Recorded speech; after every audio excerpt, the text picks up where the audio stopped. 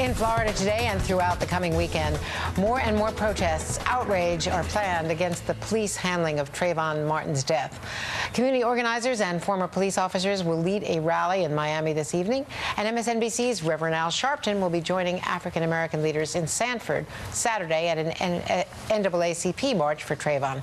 All this as we are hearing more details from an unnamed eyewitness. Then he was walking towards where I was watching, and I could see him a little bit clearer and see that it was a Hispanic man, and he was, he didn't appear hurt or anything else. And that was obviously to Anderson Cooper on CNN. Joining me here now, Washington Post opinion writers Eugene Robinson and Jonathan Capehart. What a lineup.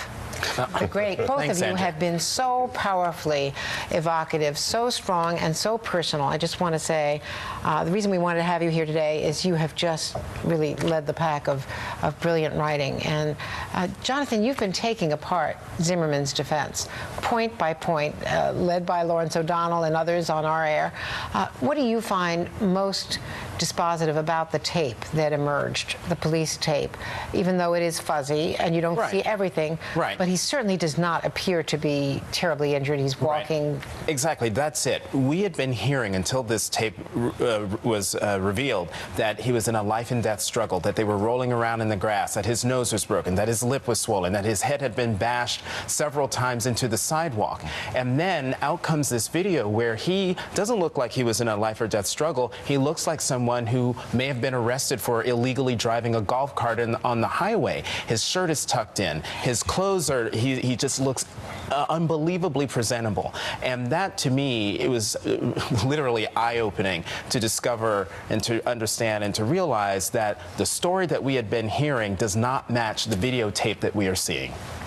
Eugene, what is so profoundly disturbing, beyond the obvious, that we've lost the life of a young man? I think the reason this story has struck such a chord is that for so many of us, it's personal. I mean, it is literally personal, and I'm not sure I know a single African-American man who doesn't have some story of being assumed to be a criminal, being assumed to be dangerous or violent, being assumed to be up to no good when he was just going about his business. And it could be pulled over by the cops, could be followed by security in a store. It's that assumption that you can't help it but feel very personally and very emotionally. You've met with the parents, Jonathan.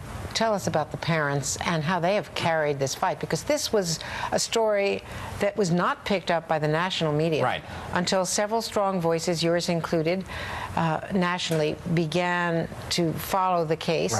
And it was really the parents who persistently kept this alive. Well, Gene and I were both in that meeting, and the national firestorm, keep in mind, is only in its second week. And the first impression I had of Sabrina Fulton and Tracy Martin was the fact that they are wearing their grief is etched in their faces. These are parents who have not had time to grieve. Their son was shot and killed on February 26th, and here we are at March 30th, but they came in on March 28th. They are still grieving. Sabrina Fulton, a couple of times during our meeting, had to stop talking because the emotion had just overcome her. These are folks who are fighting for not only justice for their son, they're just hoping that George Zimmerman gets arrested, but they're now having to deal with individuals, people, unknown, unnamed forces who are now trying to, in their words, assassinate the character of their son. So they're dealing with a whole lot of battles and still grieving. Do you think there's going to be an arrest, Eugene? I just don't know. I just don't know. I mean, I guess, yeah, I kind of do, but I'm not sure. I too was really affected by that meeting with Trayvon Martin's parents. They have been fighting really all along for the memory of their son. They know they can't bring him back, but from the start to them, the story that was told didn't make sense. It wasn't their son, and that's really what they've been fighting to demonstrate and to tell people.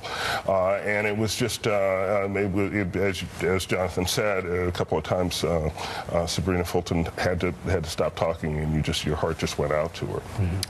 Eugene and Jonathan, thank you both so very much. At the end of a week, an emotional week, and we go into the weekend, and this is far, far from over. It is. Thanks, Andrew. Thank you. And